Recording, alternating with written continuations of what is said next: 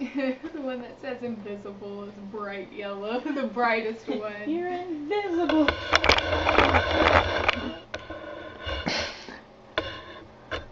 it because I keep moving? There was one. It looks like both of them are on you. That's the hunter's mark, but I don't see it on this one. I've seen another one where it had a hunter's mark on it.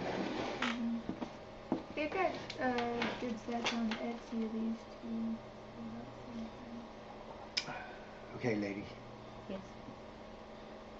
So you're going to be content creators. Okay, the what? Content creators. Content creators. And you're going to be doing a D&D stream.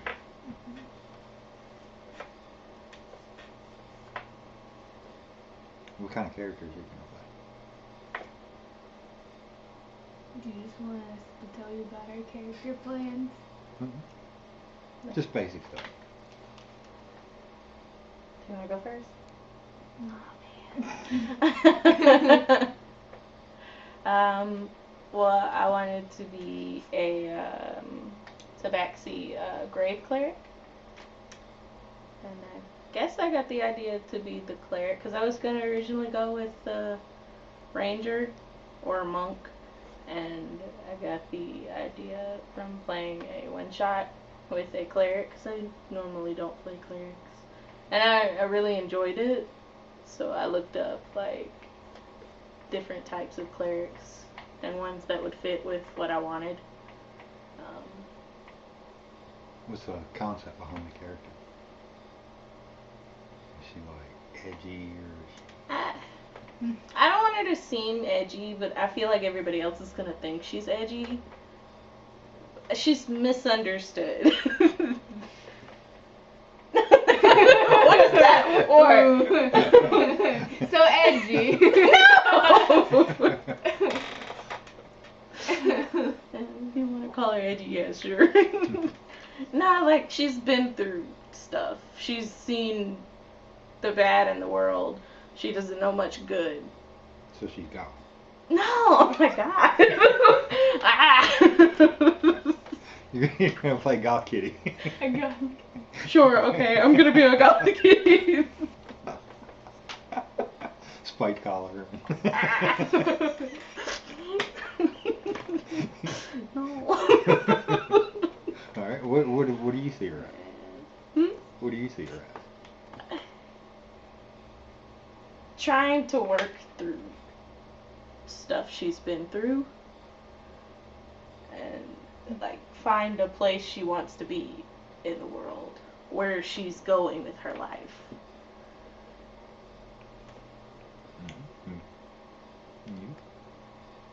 I want to play a halfling barbarian. And I got the idea for her because one day I was literally just like, how would you make a halfling barbarian work? Like, how could you do that and make it make sense? So, she's going to be a very dexterous barbarian and very roguelike because she's also an urchin.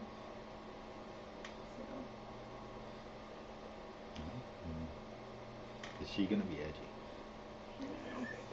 What's she gonna be like? I don't know. Like, I've been thinking about her personality a lot. I think she's just gonna be like jumpy at first, very skittish, like very fast to react to things for no reason. Now, where did the barbarian side come from? Backstory. I'm not gonna get into that. That'll be a separate video. Okay. So, both of your characters are dealing with things from their past. And the development is going to be them either dealing with it or finding acceptance in it. Yeah. Okay. Where do you see the characters going long term? I have no Yeah. Yeah, it really just depends on how things play out. Yeah. We'll probably decide as we go. Do you have an idea of how their personalities will develop? Yeah. Like they'll start to, like with Trim, she's skittish. She lived on the street for a while. That's what she's an urchin.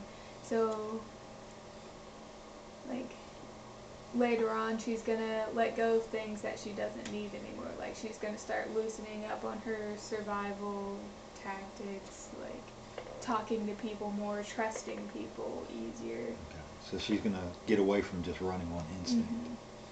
Okay. She's gonna start But to trust the people around her more. Is she still gonna keep those fine-tuned people skills? Like, oh, I don't like you already. For sure, yeah. But it's just like being with a party, running with a party for a while. She's gonna start trusting them more, like fighting together and stuff like that. She's not gonna only have to depend on herself for her safety. So she's actually gonna learn to lean on other people. Mm-hmm. That's gonna be a big thing for her because right now she doesn't trust anyone. She will leave y'all behind. Very, very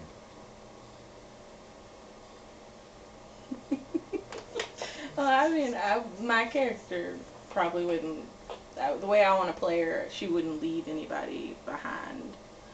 Although how she is, she doesn't trust anybody, or she doesn't want to get close to anybody because of what happened in her past, and she's scared about that, and it's her flaw, and she doesn't want people to know about it because she doesn't know, and she doesn't want anybody getting close. Now, what's her actual background gonna I don't know. be? Haven't It might decided. be like Outlander or something like that. Okay. Now, how do you see your character getting past that and actually becoming part of a party? I I don't know. I I feel like she'll think that seeing someone in need, or like if they need help or something, she's also naturally like curious, so she likes like new info and stuff. So I don't know, maybe she'll find something interesting about somebody and she'll be like, oh, maybe this is my chance to get over what I've been wanting to get over for so long. I know one thing about you, you're my friend now. We'll go from there. I've chosen you. So you're doing the whole Oh man. Jacob thing from you're I imprint. No. It's not gonna be like that. So you're not gonna have the cat that imprints on people. No. No, you're gonna be Dex based too. I don't know. Maybe. Probably. Wisdom boost for a player. Yeah. And then Yeah. wisdom, and then I guess I'll get my attacks from like Dex, because I get a bonus to Dex from the tabaxi. So. Now, have you actually visualized what your character would be like? Yeah. What would that be? Well, I know what she does. Like she goes around and she helps people, like the poor people, like bury their dead and send them on to the afterlife and stuff like that. She's not gonna be like all sparkly clean and everything, but she's gonna carry like a shovel around. But she doesn't like value money, but she knows she needs it to like get from place to place and stuff. So she's not gonna be like stand outish in the crowd. Now, the whole religious aspect, how's that going to play? Besides, doing the good deeds for the free burial. I'm not sure. That'll develop as you go. Yeah. Okay. But you have a base idea. Yeah. Okay. And yours? You've definitely visualized yeah. Trim. You've actually drawn her out. I have And maybe one day our audience will be able to see that one. I want to do a better one. I'm sure that'll be appreciated by everybody. Because what you did was spectacular. And She was good. she's that was what I envisioned Trim as. And that was pretty cool. See, I'm glad that you already envisioned her how I envisioned her even before I drew it. That means I communicated her well. Yeah. And that's important. And hopefully we'll be able to bring that across to anybody that listens. How do you see her? She's young.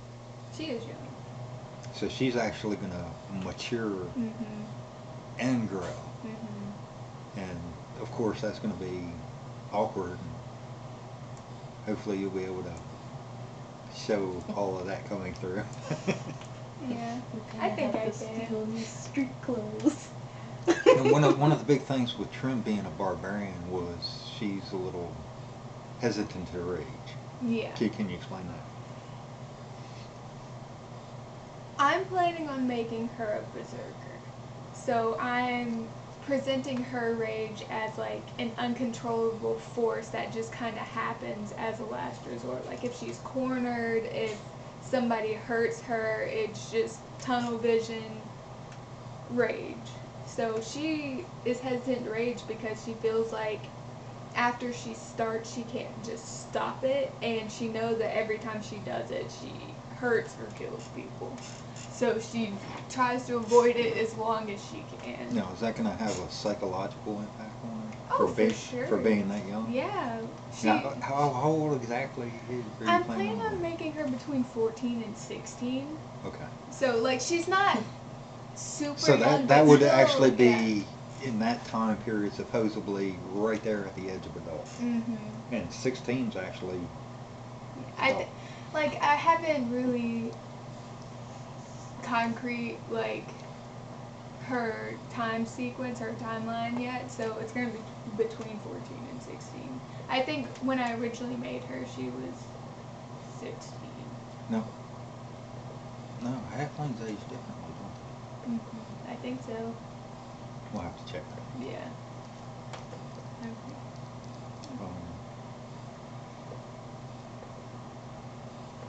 Maybe the same age I am. Now, you all have basic ideas of what the other players are going to be playing. Basic.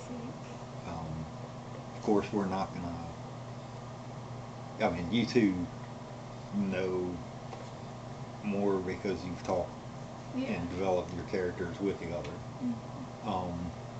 But you haven't really delved deep into the other people's characters. Like, we know basic things about their backstories and stuff like that just because they were, like, explaining their characters to us. But not, like... And some of them started and then actually changed their backstory since then. Yeah, they could just spot on change it while we start playing. Yeah. Okay, what do y'all think about Philip's idea? With Shin Sniffer? Didn't he say he was making him a bard, like a full bard? Yeah. But he's not presenting him as a bard? Not. I think he's gonna, like, present him as a rogue. So, I think that's funny. Like, just, I like the character interactions that we're already developing, because I can see, like, these two, because he's a halfling too, these two little halflings both look like rogues. One starts playing an instrument, the other one just starts punching stuff. And they're just like... And you have this 6-foot tabaxi. Yeah. And then the orc barbarian and a halfling barbarian, a strength face and a dex face. Like, we got parallels with that too, and I think that'll be interesting to play out. That'll be interesting. Because you've got the little one and the big one. That's a contrast. You've got a dex-based barbarian and a strength-based barbarian. You have a halfling and an orc. One that scared the rage and one that rages revels without in it. hesitation. Yeah. And then both of y'all have the I guess lost past. I think all of our characters do. We always end up doing that. I mean, Which makes it interesting for a backstory, DM. yeah. Because the DM can weave that web. Exactly. We want to make it basic enough where you have you can take it and run, but concrete enough to give our characters some space. Yeah. We like spice. It's not just I wanted to be an adventurer. A little salty. Having backgrounds like that really it gives them a reason for what they're doing. Right. It's not just Okay. dead parents, every time. Okay. Now here's an interesting question that always starts in a DM's mind. Mm-hmm. What reason does your hag characters have to be in a party in the first place? She blends in better in a crowd. She's running from people. Okay, so yours is more survival based. Everything she does is survival based right now. That's gonna be another future thing. She's gonna start letting go of that then. I just want change. I've been stuck in the same pattern for years, thinking and being stuck on the same thing, and I want something to change that. All right. What do y'all think of Junior's character? First thought. Just first thought. I don't know. Just I don't know how he's gonna play that personality. It seems like an interesting character. It's gonna be a lot. It is gonna be a lot. I hope he doesn't get overwhelmed with it. That's very possible. Mm-hmm. He's a strong player though, and I think in the beginning he may stumble, Yeah. but I think that's actually going to play into the character development. Yeah, he's told us a lot about his backstory, but we don't really know how his personality is gonna be. He's kept that from us. Yeah. I don't know. I know that he's gonna be not a charlatan, but good with people because noble background. He's gonna present himself like that, but he also said that he's running or he's trying to adjust from not being a noble anymore. So he's gonna trip up on that a lot, presenting himself by his family name, and then he's no, first name first.